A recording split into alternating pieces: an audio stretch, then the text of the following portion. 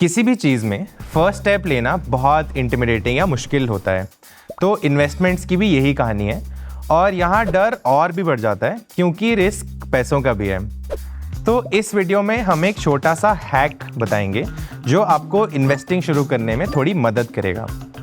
Now अगर आप किसी भी फाइनेंशियल एक्सपर्ट की बात सुनो तो वो आपको यही कहेंगे कि आपको इन्वेस्ट करना चाहिए, वरना आप अमीर या फिर फाइनेंशियली इंडिपेंडेंट नहीं बन पाओगे।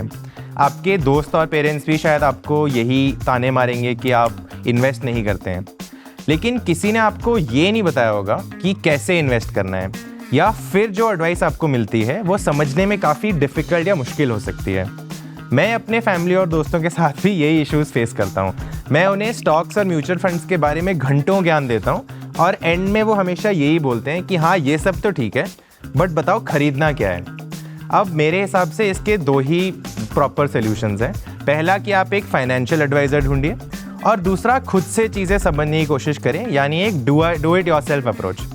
तो इंडिया में बहुत कम फाइनेंशियल एडवाइज़र्स हैं और एक अच्छा एडवाइज़र ढूंढना एक अच्छे स्टॉक को ढूंढने से भी ज़्यादा मुश्किल है। और खुद इन्वेस्ट करने के लिए पैसे, सेविंग्स, इन्वेस्टमेंट्स का बेसिक नॉलेज काफ़ी ज़रूरी है, वरना आपके पैसे डूब सकते हैं। प्रॉब्लम ये है कि ज़्यादातर लोग बेसिक सीखना नहीं चाहते। इसी के चलते आप और मेरे ऐसे लोग सोशल मीडिया पे जो ट्रेंड कर रहा है उसमें इन्वेस्ट कर लेते हैं, क्योंकि वो हमें कहते हैं कि हम जल्द से जल्द अमीर बन सकते हैं, पर ऐसा होता नहीं है। तो इसका क्या सोल्यूशन है? इन्वेस्टिंग आसान तो नहीं है, लेकिन मेरे पास एक छोटा सा हैक है। हो सकता है कि ये सभी के लिए काम ना करे, लेकिन एक तरीका है इन्वेस्टमेंट शुरू करने का और मोर इम्पॉर्टेंटली हर डर को दूर करने का। नाउ इन्वेस्टमेंट में ना एक बड़ी मुश्किल चीज़ है जो मैंने देखी है, वो है फर्स्ट स्टेप लेना। ज़्यादातर लोग शुरुआत में ही घबरा जाते हैं, बट फर्स्ट स्टेप लेने के बाद चीज़ें आसान हो जाती हैं। ज़्यादातर नए इन्वेस्टर्स यहीं पे अटक जाते हैं। तो जाहिर सी बात है, आप जानना चाहेंगे कि पहला कदम क्या होना चाहिए। तो मेरा सुझाव है कि अगर आप उनमें से हैं जो बैठकर इन्वेस्टमेंट के बारे में सीख सकते हैं या फिर खुद से इन्वेस्ट कर सकते हैं, तो इससे बेटर तो कुछ भी नहीं है। लेकिन ज़्यादातर लोग मेरे जैसे होते हैं, वो ऐसा नहीं करेंगे। इसलिए ज़रूरी है कि एक चीज़ एक टाइम पे करें जिससे आप थोड़ा सीख भी पाएँ। जब आप अपनी इन्वेस्टमेंट जर्नी शुरू करते हैं तो अगर आप कमिटेड हैं तो धीरे धीरे शुरुआत करने में कोई दिक्कत नहीं है। एक सिंपल पहला स्टेप यही है कि आप अपने पैसे को एक सेविंग अकाउंट में ना रखें। ऐसा क्यों? देखो, ज़्यादातर बैंक सेविंग्स अकाउंट पर सिर्फ 3% के आसपास का इंटरेस्ट मिलता है। तो पहला स्टेप ये है कि आप अपने सेविंग अकाउंट से ज़्यादा कैसे कमाएं। अब यहाँ पे कुछ लोग बैंक डिपॉजिट्स की सलाह भी देते हैं और मेरा मानना है कि इसमें कुछ गलत नहीं है, लेकिन प्रॉब्लम ये है कि अगर आप बहुत अमीर नहीं हैं तो सिर्फ एफडी में पैसे बचाकर आराम से रिटायर होना नामुमकिन है। आराम से रिटायर होने के लिए आपको काफ़ी सारे पैसे की ज़रूरत होगी।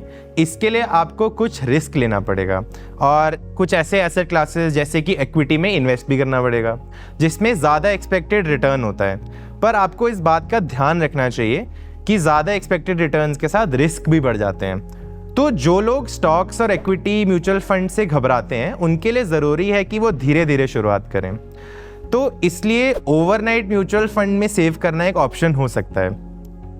तो overnight funds debt mutual funds की सबसे कम रिस्क वाली कैटेगरी हैं। तो चलिए थोड़ा और समझते हैं कि ये ओवरनाइट म्यूचुअल फंड्स क्या होते हैं। देखो, ओवरनाइट म्यूचुअल फंड्स बहुत कम समय के डेट फंड्स होते हैं जो फिक्स डिपॉजिट के साथ जैसा ही प्रॉफिट देते हैं। ओवरनाइट म्यूचुअल फंड स्कीम्स जो एएमसीज यानी एसेट मैनेजमेंट कंपनीज जैसे एचडीएफसी या आईसीआईसीआई द्वारा इशू किए जाते हैं, ये AMCs overnight mutual fund schemes के अंदर पैसा इकट्ठा करते हैं और इन पैसों को बैंक, कॉरपोरेशंस या दूसरे इंस्टीट्यूशंस को उधार देते हैं। अब पैसे सिर्फ एक दिन के लिए दिए जाते हैं और मोस्टली वो पूरी तरह से कोलैटरलाइज्ड यानी सिक्योर्ड होते हैं। अब क्योंकि मैच्योरिटी सिर्फ एक ही दिन की है, तो यहाँ पर इंटरेस्ट रेट रिस्क बहुत कम है और डिफ़ॉल्ट रिस्क रेट भी बहुत कम है। अब आप सोच रहे होंगे कि ओवरनाइट म्यूचुअल फंड्स ही क्यों? देखो, करने को बहुत चीज़ें हैं, बट कुछ नया सीखने के लिए एक तरीका है कि खुद कुछ करा जाए। और ये मेरा खुद का एक्सपीरियंस भी है। जब मैंने म्यूचुअल फंड्स में इन्वेस्ट करना शुरू किया था तो मेरे पास बहुत कम अंडरस्टैंडिंग थी और मैंने बहुत सारी गलतियाँ भी की थी। लेकिन ये बात सही है कि जब मैंने इन्वेस्ट करना शुरू किया और मैंने थोड़ा रिस्क उठाया तो मुझे सीखने का एक इंस्पिरेशन मिला, क्यूरियोसिटी हुई। थोड़ा समय तो लग गया, लेकिन मैंने फिर बेसिक सीख लिया और मुझे समझ आया कि ये सिस्टम किस तरह से काम करता है। अब सोच के देखिए ना, किसी भी हॉबी के बारे में भी ये सब सही है। तो जब आप एक ओवरनाइट फंड में इन्वेस्ट करते हैं ना, तो आपने डायरेक्ट तौर पर स्टॉक मार्केट में इन्वेस्ट कर लिया है। एक बार जब आप एक ओवरनाइट फंड में इन्वेस्ट करते हैं तो आपने वो स्टेप ले लिया है जो आपको इन्वेस्टिंग की दुनिया में कदम रखने में मदद करेगा। और दूसरा फ़ायदा ये है कि क्योंकि आपके पैसे लग गए हैं ना, तो आप शायद क्यूरियस हो जाएं और दूसरे तरह के म्यूचुअल फंड, स्टॉक्स और दूसरी चीज़ों को सीखने में भी थोड़ी दिलचस्पी रखें। देखिए, मेरा मानना है कि आखिर में आपको स्टॉक्स या इक्विटी म्यूचुअल फंड में इन्वेस्ट करना ही है, इसलिए ओवरनाइट फंड में इन्वेस्ट करना एक अच्छा फर्स्ट स्टेप है। सो ओवरनाइट म्यूचुअल फंड्स में सेव करना आपको सीखने और बेहतर इन्वेस्टर बनने का रास्ता दिखा सकता है, और इन्वेस्टिंग के बारे में सीखने के लिए आपको मजबूर करने का एक अच्छा तरीका है। अब ये सभी के लिए काम तो नहीं करेगा, लेकिन ज़्यादा लोगों को इन्वेस्ट करने के लिए कोई परफेक्ट सोल्यूशन भी तो नहीं है। तो ओवरनाइट म्यूचुअल फंड कैसे चुने?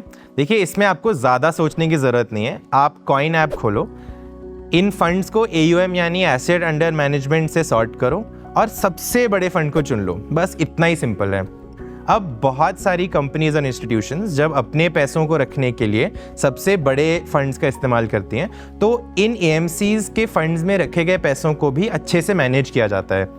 इसका मतलब ये नहीं है कि रिस्क ज़ीरो है, लेकिन सबसे बड़े म्यूचुअल फंड्स कुछ हद तक सेफ ही होते हैं। अब इस बारे में और जानने के लिए आप ज़ीरोधा वार्सिटी को पढ़ें, डिस्क्रिप्शन में लिंक दे दिए गए हैं। इस वीडियो में इतना ही। Happy investing.